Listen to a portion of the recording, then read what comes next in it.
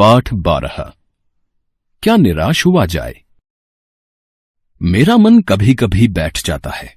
समाचार पत्रों में ठगी, डकैती, चोरी, तस्करी और भ्रष्टाचार के समाचार भरे रहते हैं।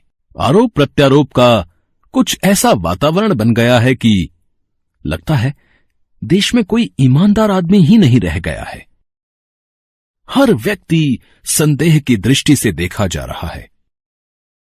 जो जितने ही ऊंचे पद पर हैं, उनमें उतने ही अधिक दोष दिखाए जाते हैं। एक बहुत बड़े आदमी ने मुझसे एक बार कहा था कि इस समय सुखी वही है जो कुछ नहीं करता।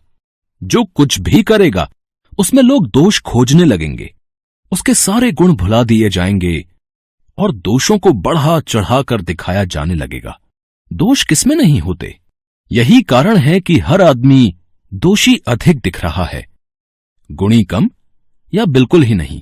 स्थिति अगर ऐसी है तो निश्चित ही चिंता का विषय है। क्या यही भारतवर्ष है जिसका सपना तिलक और गांधी ने देखा था? रविंद्रनाथ ठाकुर और मदन मोहन मालवीय का महान संस्कृति सभ्य भारतवर्ष किस अतीत के गह्वर में डूब गया। आर्य और द्रविड़, हिंदू और मुसलमान, यूरोपीय और भारतीय आदर्शों की मिलन भूमि मानव महासमुद्र क्या सूख ही गया? मेरा मन कहता है कि ऐसा हो नहीं सकता। हमारे महान मनीषियों के सपनों का भारत है और रहेगा। यह सही है कि इन दिनों कुछ ऐसा माहौल बना है कि ईमानदारी से मेहनत करके जीविका चलाने वाले निरीह और भोले भाले श्रमजीवी पिस रहे हैं और झूठ तथा फरेब का रोजगार करने वाले फल फूल रहे हैं। ईमानदारी को मूर्खता का पर्याय समझा जाने लगा है। सच्चाई केवल भीरू और बेबस लोगों के हिस्से पड़ी है। ऐसी स्थिति में जीवन के महान मूल्यों के बारे में लोगों की आस्था ही हिलने लगी है। भारतवर्ष ने कभी भी भौतिक वस्तुओं के संग्रह को बहुत अधिक महत्व नहीं दिया है। उसकी दृष्टि से मनुष्य के भीतर जो महान आंतरिक तत्व स्थिर भाव से बैठा हुआ है, वही चरम और परम है। लोभ, मोह, काम, क्रोध आदि विकार मनुष्य में स्वाभाविक रूप से विद्यमान रहते हैं, पर उन्हें प्रधान शक्ति मान लेना और अपने मन तथा बुद्धि को उन्हीं के इशारे पर छोड़ देना बहुत निकृष्ट आचरण है। भारतवर्ष ने कभी भी उन्हें उचित नहीं माना। उन्हें सदा संयम के बंधन से बांधकर रखने का प्रयत्न किया है। परंतु भूख की उपेक्षा नहीं की जा सकती, बीमार के लिए दवा की उपेक्षा नहीं की जा सकती, गुमराह को ठीक रास्ते पर ले जाने के उपायों की उपेक्षा नहीं की जा सकती।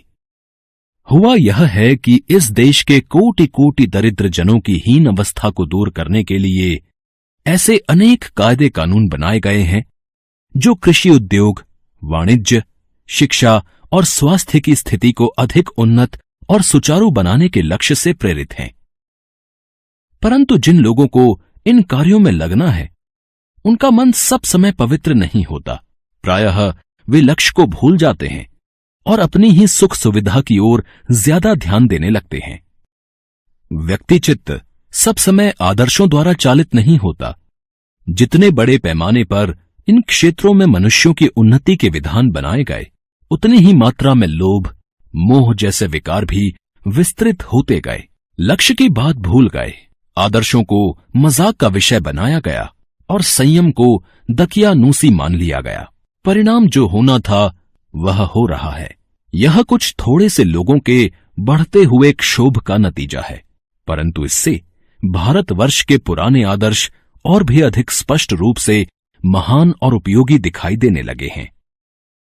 भारतवर्ष सदा कानून को धर्म के रूप में देखता आ रहा है। आज एकाएक कानून और धर्म में अंतर कर दिया गया है। धर्म को धोखा नहीं दिया जा सकता, कानून को दिया जा सकता है। यही कारण है कि जो लोग धर्म भीरू हैं, वे कानूनों की त्रुटियों से लाभ उठाने में संकोच नहीं करते। इस बात के पर्याप्त प्रमाण खोजे जा सकते हैं कि समाज के ऊपरी वर्ग में चाहे जो भी होता रहा हो, भीतर भीतर भारतवर्ष अब भी यह अनुभव कर रहा है कि धर्म कानून से बड़ी चीज है। अब भी सेवा, ईमानदारी, सच्चाई और आध्यात्मिकता के मूल्य बने हुए हैं। वे दब अवश्य गए हैं, लेकिन नष्ट नहीं हुए। आज भी वह मनुष्य से प्रेम करता है, महिलाओं का सम्मान करता है, झूठ और चोरी को गलत समझता है, दूसरे को पीड़ा पहुंचाने को पाप समझता है। हर आदमी अपने व्यक्तिगत जीवन में इस बात का अनुभव करता है। समाचार पत्रों में जो भ्रष्टाचार के प्रति इतना आक्रोश है, वह यही साबित करता है कि हम ऐसी चीजों को गलत समझते हैं और समाज में उन तत्वों की प्रतिष्ठा कम करना चाहते हैं जो गलत तरीके से धन या मान संग्रह करते हैं। दोषों का पर्दाफाश करना बुरी बात नहीं है। बुराई यह मालूम होती है कि किसी के आचरण के गलत पक्ष को उद्घाटित करके उसमें रस लिया जाता है और दोषोद्घाटन को एकमात्र कर्तव्य मान लिया जाता है। बुराई में रस लेना बुरी बात है।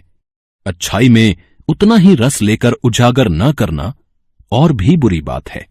सैकड़ों घटनाएं ऐसी घटती हैं जिन्हें उजागर करने से लोक चित्त में अच्छाई के प्रति अच्छी भावना जागती है।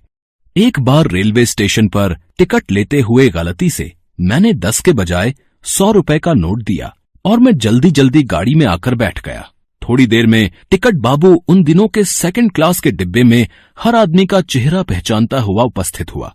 उसने मुझे पहचान लिया और बड़ी विनम्रता के साथ मेरे हाथ में 90 रुपए रख दिए और बोला, यह बहुत गलती हो गई थी। आपने भी नहीं देखा, मैंने भी नहीं देखा। उसके चेहरे पर विचित्र संतोष की गरिमा थी। मैं चकित रह गया। कैसे कहूं कि दुनिया से सच्चाई और ईमानदारी लुप्त हो गई है। वैसी अनेक अवांछित घटनाएं भी हुई हैं, परंतु यह एक घटना ठगी और वंचना की अनेक घटनाओं से अधिक शक्तिशाली है। एक बार मैं बस में यात्रा कर रहा था। मेरे साथ मेरी पत्नी और 3 बच्चे भी थे। बस में कुछ खराबी थी, रुक रुक कर चलती थी। गंतव्य से कोई 8 किलोमीटर पहले ही एक निर्जन सुनसान स्थान में बस ने जवाब दे दिया। रात के कोई 10 बजे होंगे। बस में यात्री घबरा गए। कंडक्टर ऊपर गया और एक साइकिल लेकर चलता बना। लोगों को संदेह हो गया कि हमें धोखा दिया जा रहा है। बस में बैठे लोगों ने तरह तरह की बातें शुरू कर दी। किसी ने कहा, यहां डकैती होती है। 2 दिन पहले इसी तरह एक बस को लूटा गया था। परिवार सहित अकेला मैं ही था। बच्चे पानी पानी चिल्ला रहे थे। पानी का कहीं ठिकाना न था। ऊपर से आदमियों का डर समा गया था। कुछ नौजवानों ने ड्राइवर को पकड़कर मारने पीटने का हिसाब बनाया। ड्राइवर के चेहरे पर हवाइयां उड़ने लगी। लोगों ने उसे पकड़ लिया। वह बड़े कातर ढंग से मेरी ओर देखने लगा और बोला, हम लोग बस का कोई उपाय कर रहे हैं, बचाइए, ये लोग मारेंगे। डर तो मेरे मन में भी था, पर उसकी कातर मुद्रा देखकर मैंने यात्रियों को समझाया कि मारना ठीक नहीं है। परंतु यात्री इतने घबरा गए कि मेरी बात सुनने को तैयार नहीं हुए। कहने लगे, इसकी बातों में मत आइए, धोखा दे रहा है। कंडक्टर को पहले ही डाकुओं के यहां भेज दिया है। मैं भी बहुत भयभीत था, पर ड्राइवर को किसी तरह मारपीट से बचाया। 1.5-2 घंटे बीत गए। मेरे बच्चे भोजन और पानी के लिए व्याकुल थे। मेरी और पत्नी की हालत बुरी थी। लोगों ने ड्राइवर को मारा तो नहीं, पर उसे बस से उतारकर एक जगह घेर कर रखा।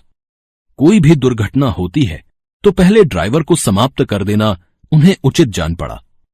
मेरे गिड़गिड़ाने का कोई विशेष असर नहीं पड़ा। इसी समय क्या देखता हूं कि एक खाली बस चली आ रही है और उस पर हमारा बस कंडक्टर भी बैठा हुआ है। उसने आते ही कहा, अड्डे से नई बस लाया हूं, इस बस पर बैठिए, वह बस चलाने लायक नहीं है। फिर मेरे पास एक लोटे में पानी और थोड़ा दूध लेकर आया और बोला, पंडित जी, बच्चों का रोना मुझसे देखा नहीं गया, वहीं दूध मिल गया, थोड़ा लेता आया। यात्रियों में फिर जान आई। सबने उसे धन्यवाद दिया, ड्राइवर से माफी मांगी और 12 बजे से पहले ही सब लोग बस अड्डे पहुंच गए। कैसे कहूं कि मनुष्यता एकदम समाप्त हो गई। कैसे कहूं कि लोगों में दया माया रह ही नहीं गई। जीवन में जाने कितनी ऐसी घटनाएं हुई हैं जिन्हें मैं भूल नहीं सकता।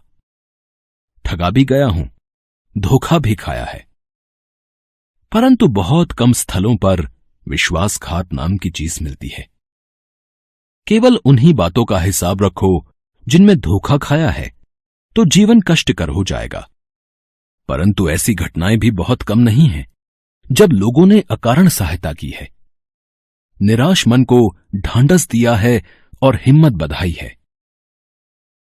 कविवर रविंद्रनाथ ठाकुर ने अपने प्रार्थना गीत में भगवान से प्रार्थना की थी कि संसार में केवल नुकसान ही उठाना पड़े, धोखा ही खाना पड़े तो ऐसे अवसरों पर भी हे प्रभु मुझे शक्ति दो कि मैं तुम्हारे ऊपर संदेह ना करूं।